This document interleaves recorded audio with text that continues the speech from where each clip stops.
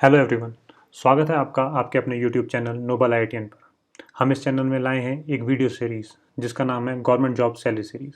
इस सीरीज़ में मैं बात करूंगा हर गवर्नमेंट डिपार्टमेंट की सैलरी के बारे में, चाहे वो सेंट्रल गवर्नमेंट डिपार्टमेंट हो, स्टेट गवर्नमेंट डिपार्टमेंट हो, पीएसयू हो, ऑटोनोमस बॉडी हो, और चाहे वो टीजीटी, पीजीटी, केवीएस के टीचर्स की सैलरी हो।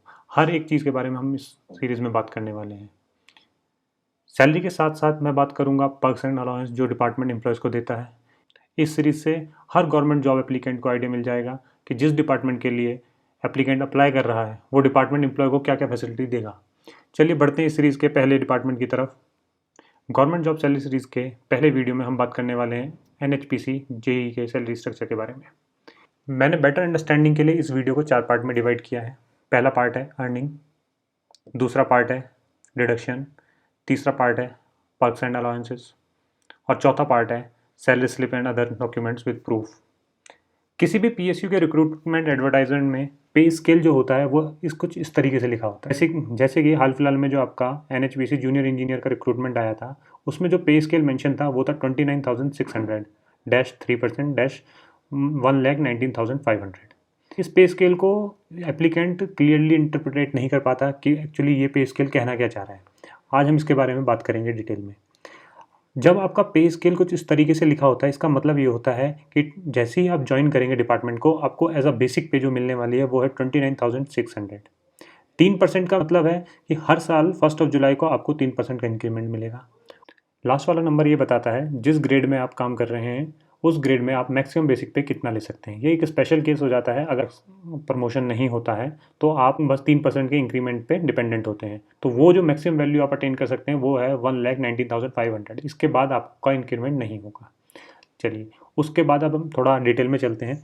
जो मैंने ये क्लासिफिकेशन किया हुआ है Z city, Y city, X city, ये गवर्नमेंट ऑफ इंडिया के द्वारा किया गया एक पॉपुलेशन बेस्ड क्लासिफिकेशन है। एक्स सिटी में वो वाली सिटीज़ आती हैं जिनकी पॉपुलेशन बहुत ज़्यादा है। और ये पर्टिकुलर एक फ़ाइल है गवर्नमेंट ऑफ इंडिया की जो अगर आपको चाहिए होगी मैं कमेंट बॉक्स में आप कमेंट कर सकते हैं, मैं आपको शेयर कर दूंगा, जिसमें कि कौन सी सिटी किस कैटेगरी में फॉल करती है एक फ़ाइल है, उसमें आपको पता चल जाएगा। उसमें आप अपने एरिया को देख सकते हैं, अपनी सिटी को देख सकते हैं कि आपकी सिटी किस कैटेगरी में फॉल कर रही है। बेसिकली जो मीडियम पॉपुलेशन वाली सिटी है वो इसमें आती हैं और जो रूरल एरियाज़ हो गए या कम पॉपुलेशन वाली सिटीज़ हैं वो जेड कैटेगरी में आती है। चलिए स्टार्ट करते हैं बेसिक पे के बारे में। बेसिक पे जो जैसे आप ज्वाइन करेंगे आपको मिलने वाला है 29,600। उसके बाद दूसरा टर्म आता है इंडस्ट्रियल डियरनेस अलाउंस। आपने एक टर्म और सुना होगा कभी कभी जिसे बोलते हैं सीडीए। सीडीए का मतलब होता है सेंट्रल डियरनेस अलाउंस। पीएसयूज जो है आपका आईडीए पे काम करता है। आईडीए और सीडीए में सिर्फ बेसिक डिफरेंस इतना ही है कि सीडीए जो है आपका हाफ ईयरली चेंज होता है और आईडीए आपका क्वार्टरली चेंज होता है। आईडीए की जो रिवीजन डेट्स हैं वो हैं 1 जनवरी, 1 अप्रैल, 1 जुलाई, 1 अक्टूबर। ये 4 बार साल में चेंज होता है। आज की डेट की बात करें तो 30 सितंबर को आईडीए की वैल्यू है 24.6%।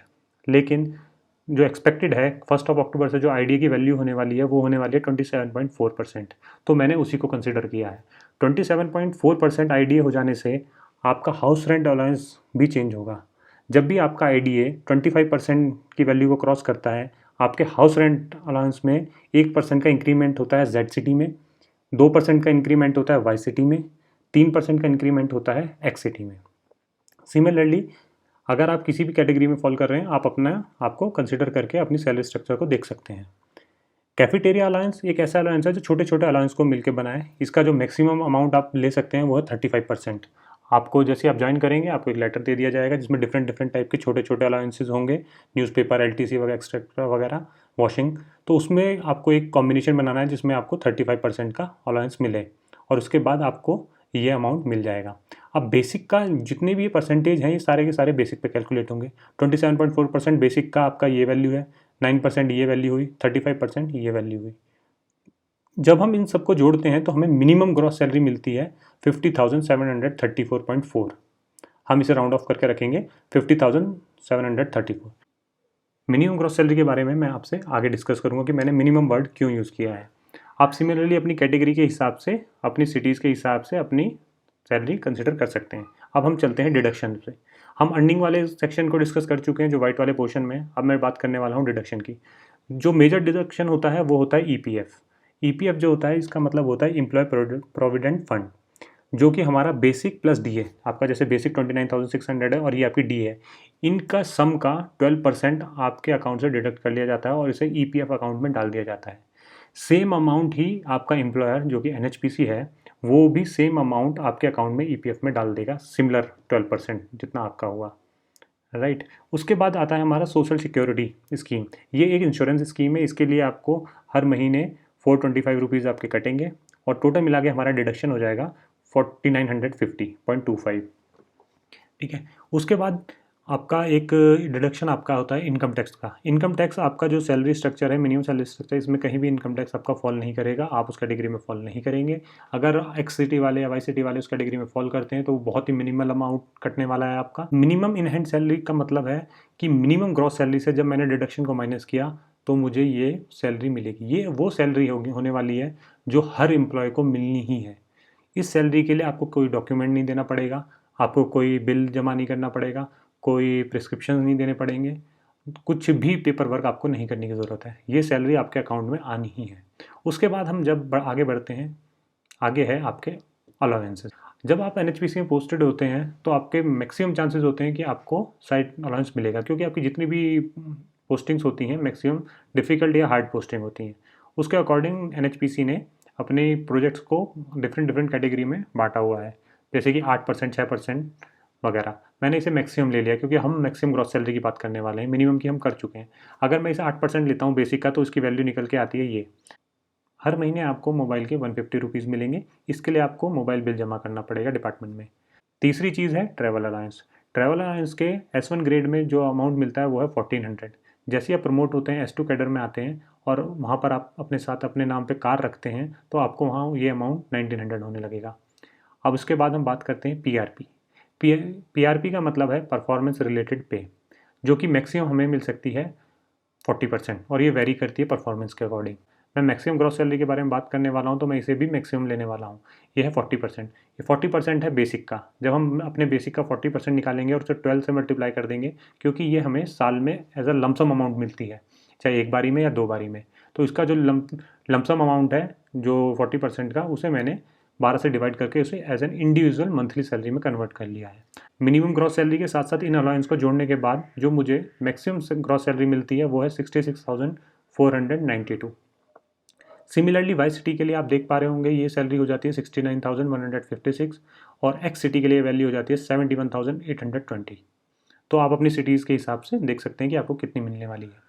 अब ये वाली वो सैलरी है जो आपको ग्रॉस सैलरी के नाम से जानी जाती है, ये आपके अकाउंट में नहीं आने वाली। जो सैलरी आपके अकाउंट में आती है, जो आपके अकाउंट में डिपॉजिट होनी है, वो होगी डिडक्शन के बाद। जब हम इस मैक्सिमम ग्रॉस सैलरी को डिडक्ट कर देंगे तो आपको मैक्सिमम इन हैंड सैलरी मिलेगी। ये मैक्सिमम इन हैंड सैलरी आपको कभी भी मंथली इस तरीके से नहीं मिल सकती, क्योंकि आपकी पीआरपी मैंने कहा एज अ लमसम अमाउंट आती है। मैंने जो कंसिडर किया है उसे कि आपको पर मंथ एनएचपीसी की तरफ से कितनी सैलरी मिल पा रही है, उसके अकॉर्डिंग मैंने 1 मंथ में कंपेयर करने के लिए आपको मैक्सिमम इन हैंड सैलरी जो आपको मिलेगी, चाहे पीआरपी के तौर पे मिले चाहे कैसे ही मिले, साल के हिसाब से मैंने मंथ में कन्वर्ट कर दिया है। और ऐसे ही आपकी अगर आप एक्ससिटी में पोस्टेड हैं तो आप 66,870 ले सकते हैं। अगर और बात कभी कभी डाउट आप लोगों को आता है कि एचआरए डिपेंडेंट का। अगर आपके कोई डिपेंडेंट मदर फादर वाइफ आप पे अगर डिपेंडेंट है, वो कहीं जॉब नहीं कर रहे हैं, ठीक है, और वो कम्प्लीटली आप पे डिपेंडेंट हैं, तो आप उनके बिहाफ पे आपके अगर उन्हें किसी सिटी में वो सपोज़ वो दिल्ली में सेटल्ड है, दिल्ली का जो एचआरए है वो आपको एक्स सिटी के हिसाब से मिलेगा, तो आप उनके बिहाफ पे एचआरए क्लेम कर सकते हैं, तो आपको ये एचआरए मिल जाएगा और इसके अकॉर्डिंग आपकी सैलरी बन जाएगी 66,870 इन हैंड काइंड ऑफ। अब बात करते हैं हम थोड़े पर्क्स की, कि ज्वाइनिंग के टाइम पे एनएचपीसी अपने एम्प्लॉयज़ को क्या क्या पर्क्स देता है। अगर आप हाई एल्टीट्यूड पे पोस्टेड हैं, जो कि एक लिस्ट है कि कौन कौन से प्रोजेक्ट एनएचपीसी के हाई एल्टीट्यूड या इस कैटेगरी में फॉल कर रहे हैं, अगर आप किसी भी उस प्रोजेक्ट में हैं तो आपको ये अमाउंट मिलेगा 5,000 हर 3 साल में एक बार। दूसरी चीज़ आती है आपके आई ग्लासेस। अगर आपने डॉक्टर का प्रिस्क्रिप्शन आपके पास है और डॉक्टर ने आपको रिकमेंड किया है कि आपकी आईसाइट वीक है, आपको ग्लासेस लगाने पड़ेंगे, आपको लेंसेज लगाने पड़ेंगे, तो आप 2,000 तक का अपना और डिपेंडेंट का मैक्सिमम 2,000 मिला के क्लेम कर सकते हैं। फिर एक चीज़ आती है जो कि बहुत इंपॉर्टेंट है, जिसे बोलते हैं मल्टीपर्पज़ एडवांस, जो साल में एक बार मिलता है। मल्टीपर्पज़ एडवांस का मतलब है जो आपकी सैलरी का बेसिक है plus DA, basic plus IDA जुड़ने के बाद उसको 3 टाइम्स अगर कर दें तो वो इतना अमाउंट हम एक बारी में, मल्टीपर्पज़ एडवांस का मतलब है बेसिक प्लस डीए को हम 3 टाइम जब मल्टीप्लाई कर देंगे उतना अमाउंट हम अपने डिपार्टमेंट से कभी भी ले सकते हैं, और उसे हम पर्टिकुलर इंस्टॉलमेंट में, हमें मैक्सिमम 12 इंस्टॉलमेंट में उसे वापस करना होगा। तो जैसे हम और ये शायद नए रूल के अकॉर्डिंग ये 12 की जगह शायद 36 मंथ है, आई एम नॉट श्योर। ठीक है, अभी तक जो था वो बेसिक प्लस डी हम एक बार ले सकते थे, एक ही मंथ का ले सकते थे, अब ये 3 मंथ का हो गया हाल फिलहाल में, तो शायद वो 36 मंथ उसका पीरियड कर दिया, 36 इंस्टॉलमेंट में उसे पे कर सकते हैं, उसमें कोई भी इंटरेस्ट नहीं लगेगा। अगले है आपकी लोन फैसिलिटी। लोन फैसिलिटी, अगर आप कहीं किसी प्राइवेट बैंक पे या बाहर किसी बैंक पे जाएंगे लोन लेने तो वहाँ आपको लोन मिलता है कंपाउंड इंटरेस्ट पे, लेकिन यहाँ पर जो है कोई एक पर्टिकुलर अमाउंट, अगर आपको कार लेनी है उसके लिए हर एक चीज़ के लिए पर्टिकुलर अमाउंट फिक्स है, घर लेना है कुछ है तो आपको सिंपल इंटरेस्ट पे डिपार्टमेंट लोन प्रोवाइड करवा देता है। उसके बाद है मेडिकल फैसिलिटीज़। मेडिकल फैसिलिटीज़ को मैंने 2 पार्ट में डिवाइड किया है। पहला है कि जो हम डायरेक्टली, हम सपोज़ मेरी तबीयत ख़राब है, मैं डॉक्टर के पास गया, डॉक्टर ने मुझे प्रिस्क्राइब किया, मैंने मेडिसिन ली, उसका बिल लिया और जाके डिपार्टमेंट को दे दिया। एक तरीका ये है जिसे मैं कह रहा हूँ direct claim on submission of prescription और प्रिस्क्रिप्शंस एंड बिल। और ये जो अमाउंट होगा ये बेसिक प्लस आईडीए को मिला के एक साल में आप इतना अमाउंट डायरेक्ट क्लेम कर सकते हैं। उसके बाद एक इंश्योरेंस आता है, इंश्योरेंस क्लेम आपका मेडिकल, उसके बाद एक मेडिकल फैसिलिटी आती है आपकी इंश्योरेंस क्लेम। आप या आपके डिपेंडेंट कोई भी बीमार हैं, इंडोर आउटडोर ट्रीटमेंट कराना चाहते हैं तो इस इंश्योरेंस क्लेम के थ्रू आप क्लेम कर सकते हैं। अब जो लास्ट पार्ट बचा है वो बचा है सैलरी स्लिप। सैलरी स्लिप को डिस्कस करने से पहले मैं सभी व्यूअर से रिक्वेस्ट करता हूँ कि इस वीडियो को प्लीज़ लाइक करें अगर आपको थोड़ा सा भी कंटेंट आपके यूज़फुल लगा, या फिर आपको लगा कि हाँ ये आपके कहीं ना कहीं हेल्प करने वाला है, और अपने आसपास के जितने भी लोग हैं जो भी गवर्नमेंट एग्जाम्स की तैयारी कर रहे हैं उनमें ये वीडियो शेयर करें ताकि उन्हें एक बेटर अंडरस्टैंडिंग मिल पाए सैलरी स्ट्रक्चर्स की किसी भी डिपार्टमेंट के, क्योंकि ये पूरी सीरीज़ पूरे गवर्नमेंट जॉब के हर डिपार्टमेंट को कवर करने वाली है। अब चलिए, ये Chenab valley power project, NHPC में आपको पोस्टिंग जो है प्योरली एनएचपीसी के प्रोजेक्ट्स में भी मिल सकती है, जॉइंट वेंचर्स पे भी मिल सकती है और सब्सिडरी में भी मिल सकती है। तो आप डायरेक्टली ये कह सकते हैं कि आप चेनाब वैली में भी पोस्टेड हो सकते हैं। करंटली मैं Chenab valley power project Kishtwar में as an mechanical engineer executive cadre में पोस्टेड हूँ।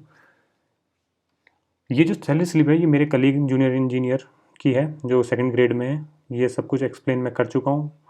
ठीक है, आपको जो बेसिक है वो सब कुछ मैं बता चुका हूँ। ये इनका रिक्रूटमेंट 2018 में हुआ था, तो शायद ये आपके किसी काम की नहीं हो, लेकिन ये सारी चीज़ें सिमिलर हैं उसी के। अब मैं बात करता हूँ डियरनेस अलाउंस, ये एनएचपीसी का ही है। ठीक है, ये अलग अलग आपके स्पेशल साइट अलाउंसेस जो मैंने आपसे बात करी थी 8%, 6%, 4%, 3%, snow shoes and winter jacket 5,000 की जो मैंने आपसे बात करी थी, जो मैंने आपसे परसेंट अलाउंस में बात करी थी, सुपरवाइज़र को कितना ट्रैवल अलाउंस के लिए गाड़ी रखने के लिए कितना अमाउंट मिलेगा, स्कूटर बाइक वगैरह रखने का कितना अमाउंट मिलेगा। आप S1 कैडर में हैं तो आपको 1400 मिलेगा, S2 कैडर उससे ऊपर अगर कार रखते हैं तो 1900 मिलेगा। ऐसी हाउस रेंट अलाउंस है,